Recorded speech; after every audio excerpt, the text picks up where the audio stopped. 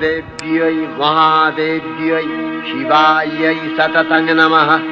नमः प्रकृत्यै भद्रायै नियता प्रणता सुमतां रौद्रायै नमो नित्यायै गौर्यै धात्र्यै नमो नमः। जस्नायै चन्द्ररूपिण्यै सुखायै सततं नमः। कल्याण्यै प्रणतावृद्ध्यै सिद्ध्यै कुर्मो नमो नमः।